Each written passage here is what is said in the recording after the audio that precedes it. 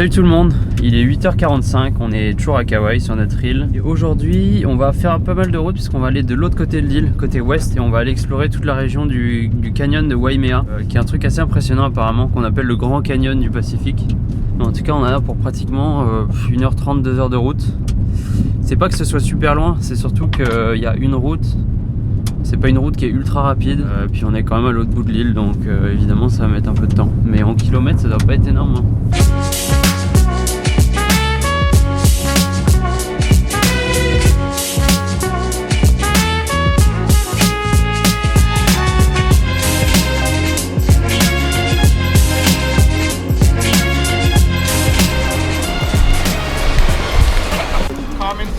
Oh la vache!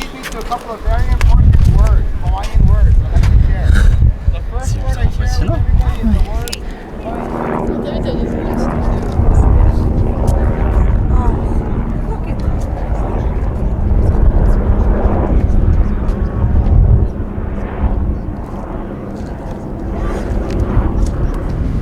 Bon, ouais, le canyon est super impressionnant, c'est vraiment, encore une fois, c'est le genre de truc qui est pas pareil à voir en vrai, c'est vraiment immense.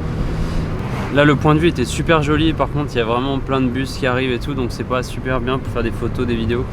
Donc maintenant, on va essayer de se trouver un point, un trail ou un truc comme ça qui nous permette d'apprécier le canyon sans avoir des bus de 30 personnes âgées qui débarquent tous les 5 minutes.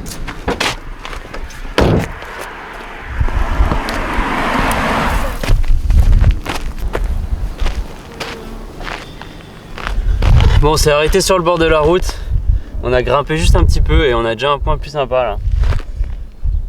Ça permet de faire une vidéo plus tranquille. Je sais pas si vous vous rendez compte, mais moi quand je voyais les photos en tout cas je me rendais pas compte de la taille, mais en gros il fait à peu près 1 km de profondeur le canyon. Et donc il y a une rivière tout en bas là, et de temps en temps il y a des hélicos qui passent dans le canyon. Et je trouve que ça va être pas mal à se donner une idée de l'échelle du canyon, de la taille. Là il y a un petit avion qui passe là-bas, non c'est un hélico.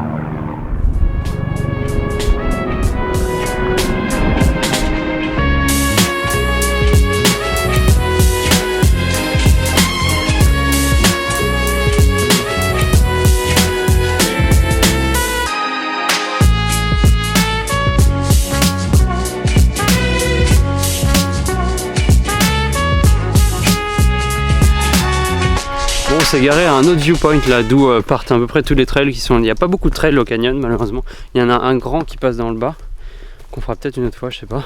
En tout cas là on va marcher un petit peu et on va essayer de se trouver un spot tranquille pour pique-niquer.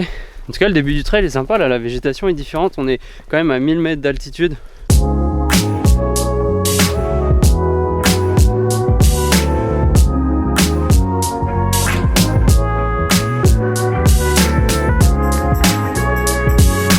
C'est marqué Do not go beyond this sign, please turn back. Après, quand je vois le truc, là, peut-être que c'est à mon avis, c'est pas le même chemin. Hein. Je sais pas. Mais pour manger, ça peut être sympa là-bas, on sera tranquille, il n'y aura personne au moins. C'est quand tu sors des sentiers battus que ça commence à être intéressant.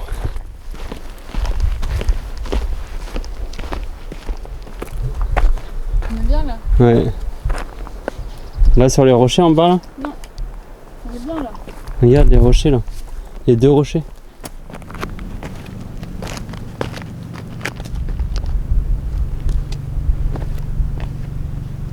Au calme. Bon alors pour le pique-nique on a pris des trucs assez marrants.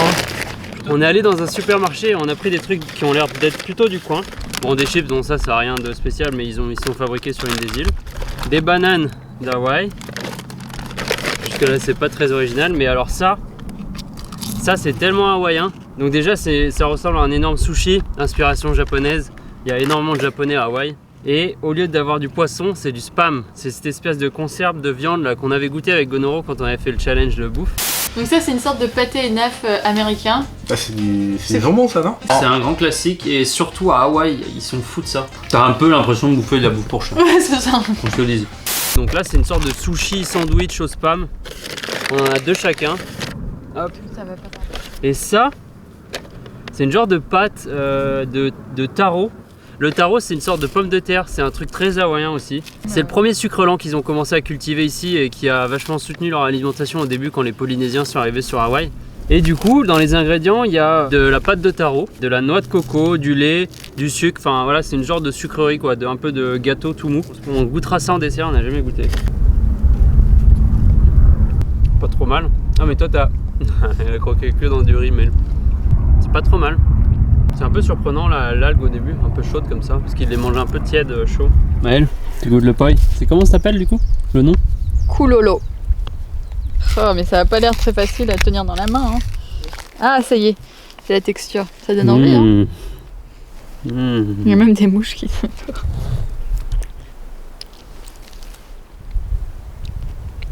Je sais pas. Je sais pas à quoi ça me fait penser, mais c'est bon. Ah ouais? On dirait qu'il y a du rhum. Sérieux? C'est vrai que quand on le voit comme ça donne vraiment pas envie. Hein. Ah, c'est bon, mais c'est un goût de rhum, j'aime bien. Mais il n'y a pas de rhum.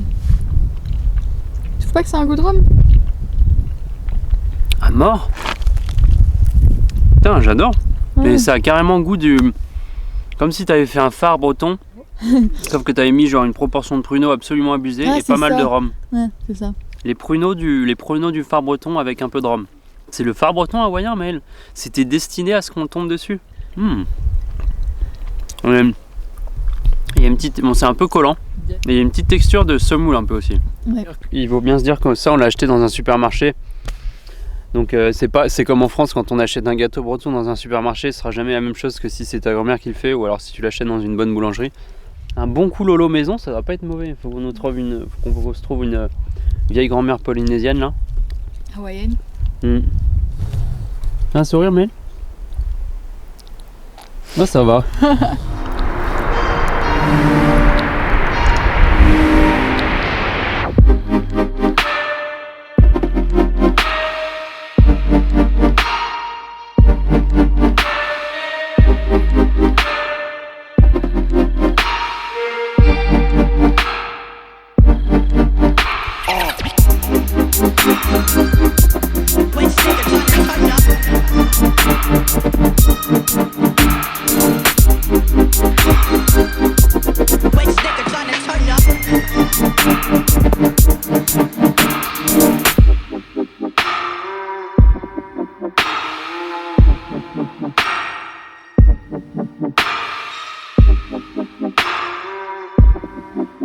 Bon là c'est assez impressionnant, on est juste en haut de la cascade qu'on voyait depuis en face de la route là-bas.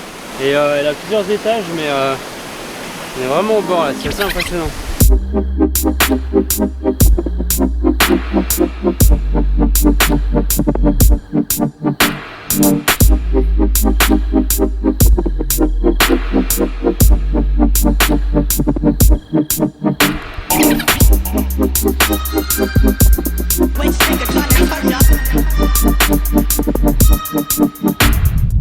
Et donc cet énorme canyon s'est formé grâce à deux choses. Déjà des énormes éruptions de volcans, mais aussi une rivière qui coule dans le creux de ce canyon et qui vient du mont Wailea, je sais pas quoi. Je mettrai le nom sur l'écran, qui est le point ou un des points qui reçoit le plus de pluie dans l'année au monde. C'est un des points les plus pluvieux au monde. Donc évidemment les chutes d'eau et la rivière a beaucoup de force. Et voilà, avec des milliers d'années, ce que l'eau peut faire, avec l'aide de quelques éruptions, des trous de 1 km dans le sol.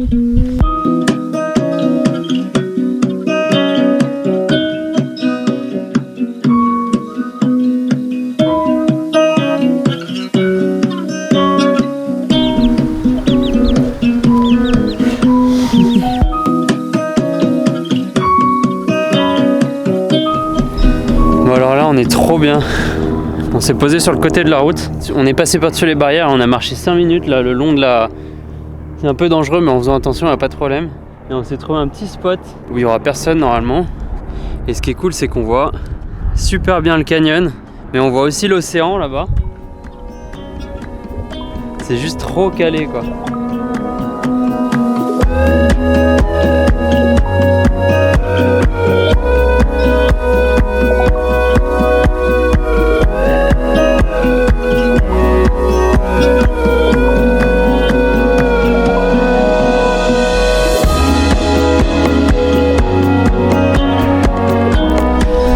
Bon bah voilà, Voilà, c'est la fin de cette journée au canyon de Waimea. J'espère que vous l'aurez apprécié. C'était super stylé. En plus, on n'a pas pu faire le Grand Canyon quand on vivait à San Francisco. Donc là, ça nous console un peu.